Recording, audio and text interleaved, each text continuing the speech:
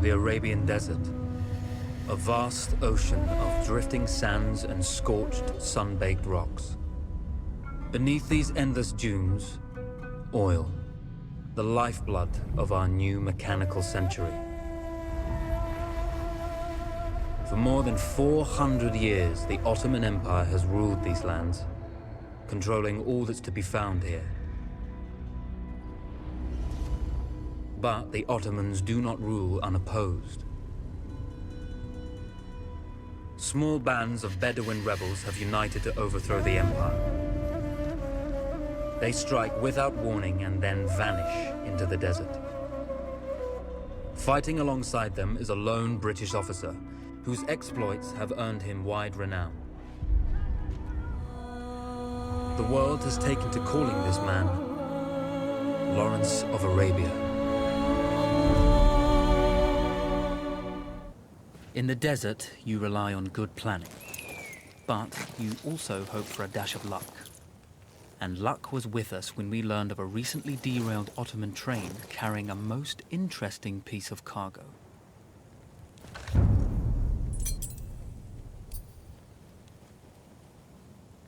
A small patrol had joined the Ottomans who survived the crash.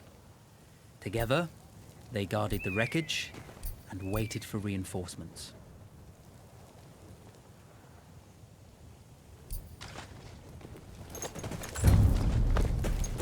A lone fighter has just one advantage over a large enemy force.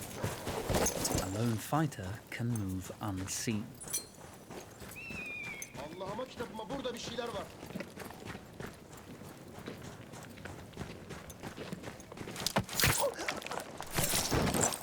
The tribesmen fought unconventionally, using weapons they knew well. Endurance, individual intelligence, and courage were their primary assets.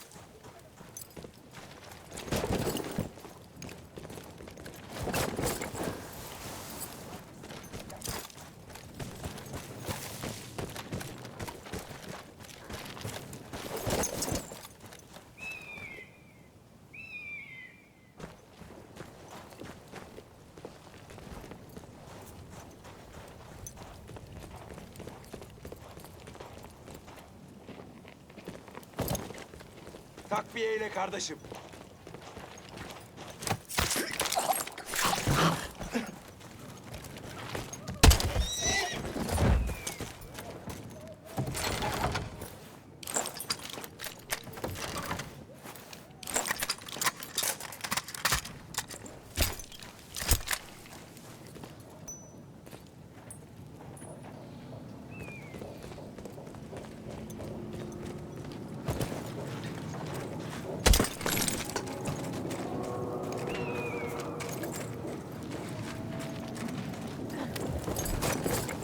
When your enemy has better weapons and better equipment than you, steal from your enemy.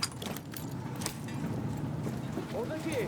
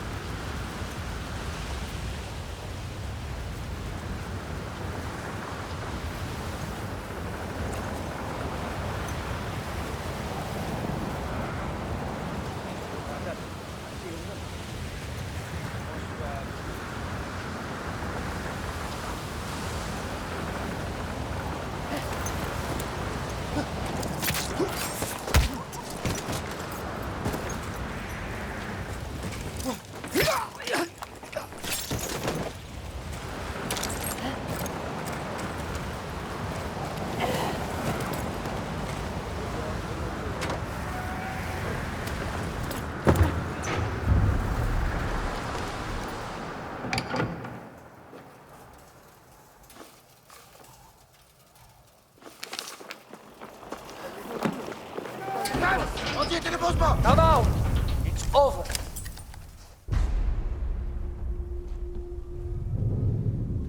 Well, you did not think we would be fast enough to catch you here, did you? Lawrence of Arabia.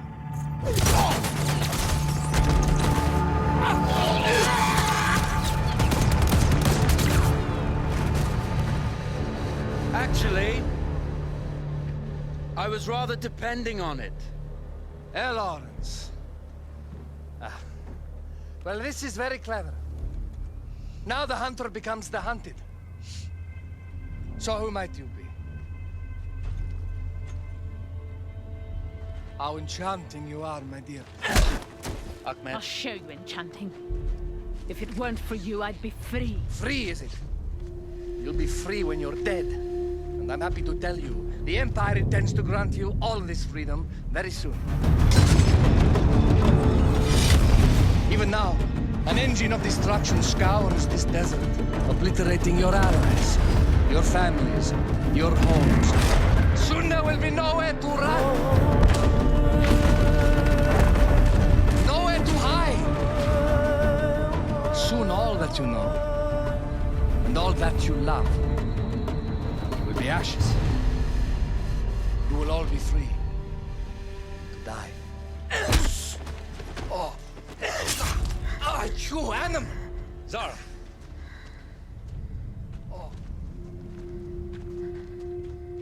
Now I understand that you would like nothing more than to strip the flesh from that man's feet and send him off into the desert naked to die. But think about it.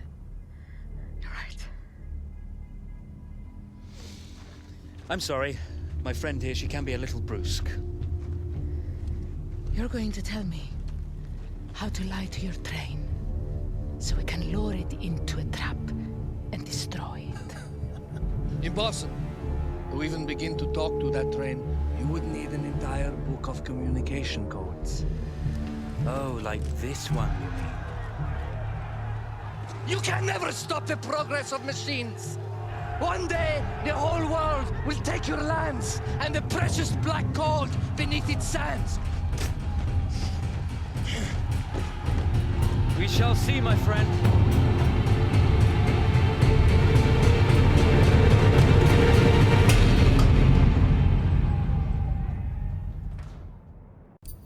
Of course, obtaining the codebook was not enough. To destroy this Iron Dragon, this Canavar, as the Ottomans had named it, we had to send it 3 encrypted messages telling it to stand down. There were Ottoman outposts scattered along the railroad tracks. The commanders there carried high-priority message capsules. We had to use those to send our orders. Infiltrating the village wouldn't be easy. A full detachment of Ottoman soldiers had occupied it. The Ottomans had chosen an isolated location for their desert outpost. It seemed lightly defended. It was also well stocked with arms and equipment. The ancient ruins were all that remained of a civilization now lost to time. The Ottoman Empire brought in the modern world with a host of armored vehicles and field guns. 3 commanders to eliminate, 3 personal message capsules to be stolen, and then sent with our false orders. How Zara tackled this dangerous and audacious mission was up to her. The Bedouin treasured their horses, and in return, those animals granted their riders unparalleled speed and mobility.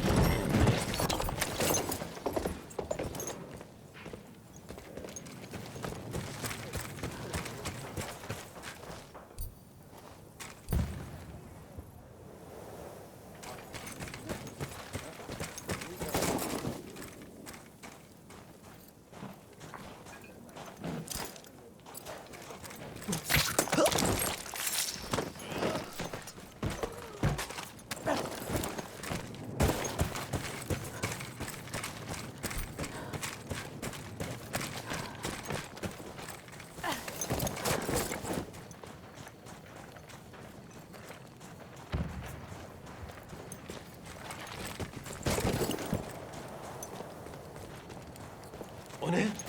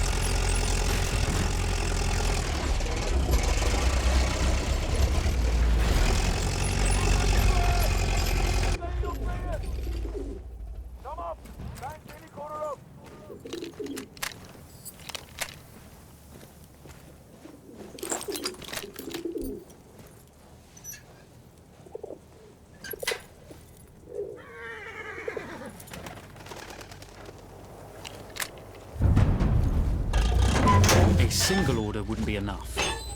Ottoman protocol required the message to be received in triplicate before the train would acknowledge it as genuine.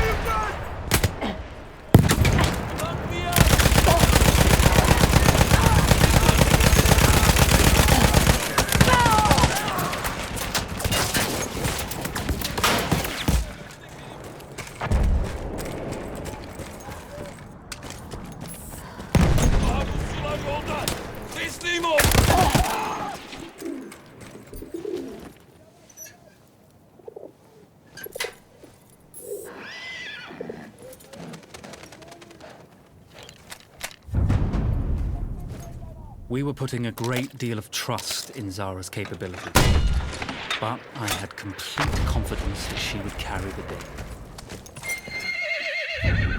Ya teslim ol ya da geber! Geberecek!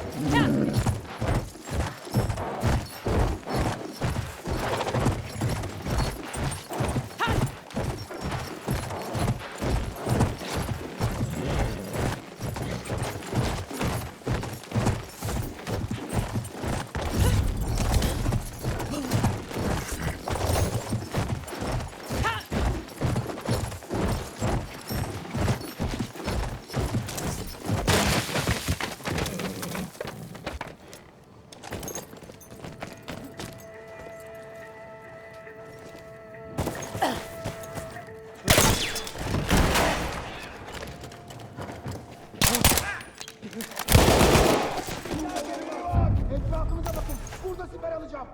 Mıhla onu. Derhal ilerliyorum. Şaka. Hadi olun. Derhal etrafından dolaşacağım.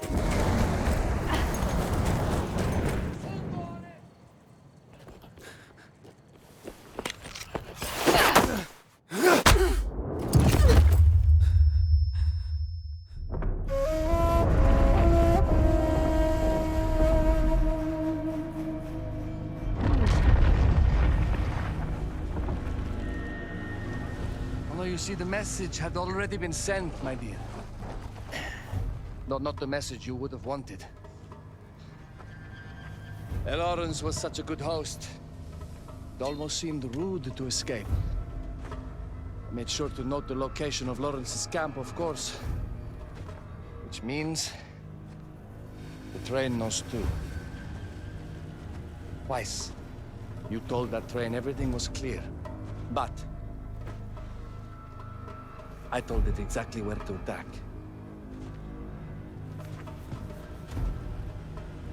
The beast has your scent, my dear.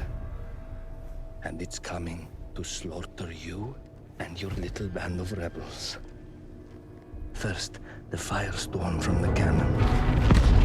Then, up close with the troops to slaughter any survivors.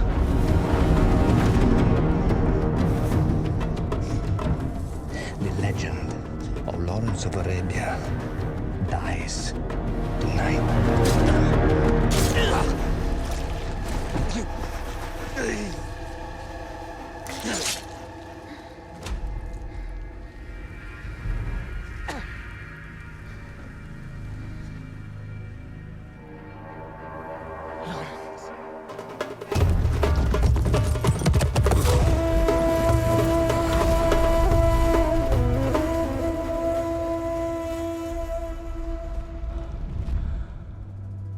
You slipped away just in time.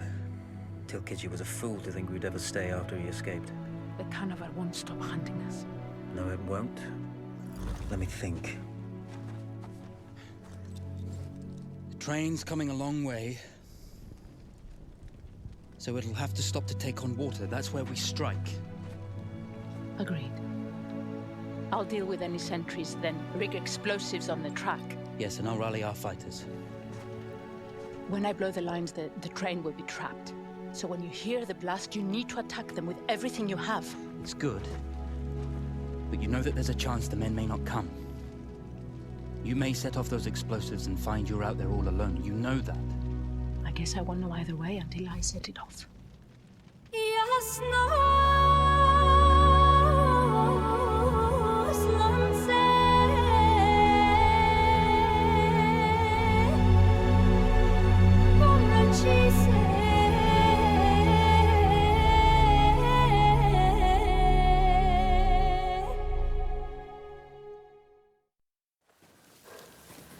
Man makes plans, and God laughs. As it turned out, the small town where we would ambush the train had a significant enemy presence. Those troops would have to be dealt with before the explosives could be set.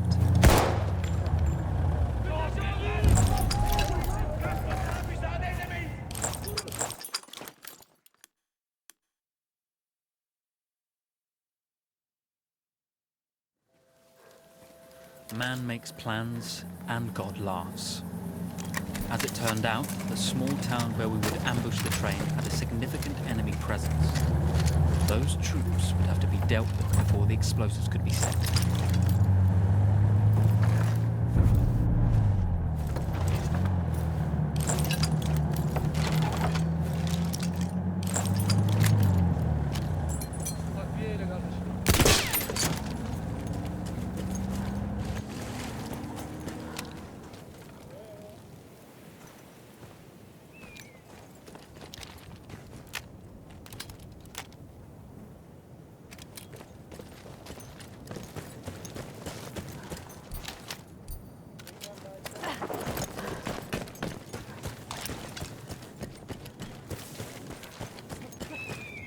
O da nesiydi lan? Tekrar gayipten sesler mi işittin birader?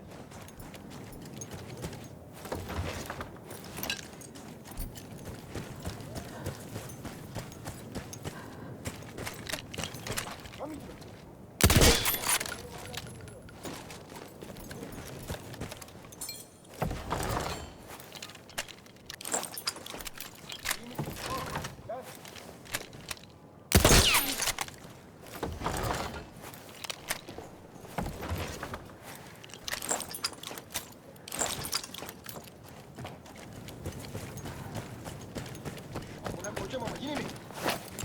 Emin değilim. Mevki! Yoksa vururum!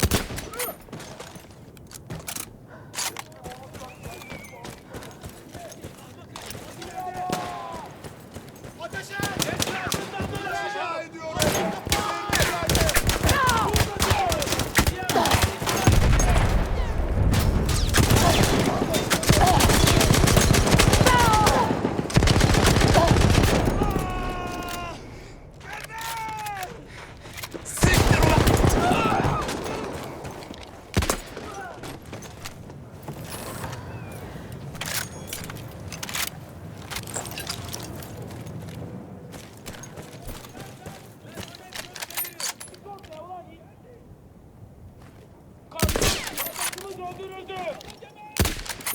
Hesabını vereceğiz ki!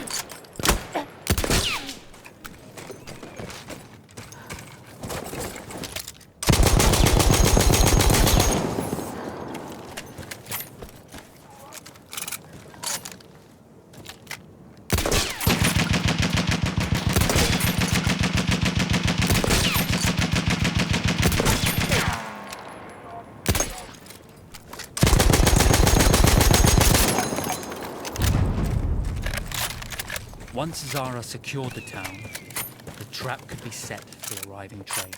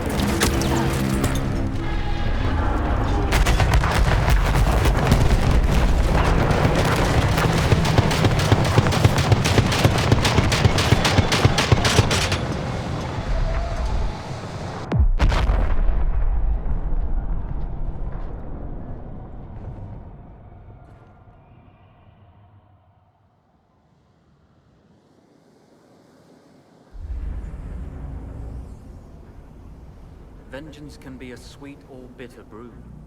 How did you find it, Zara?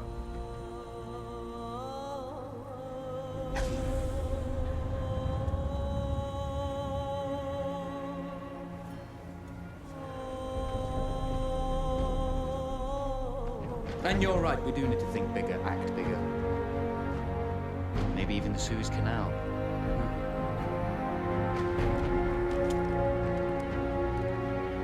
Tell me,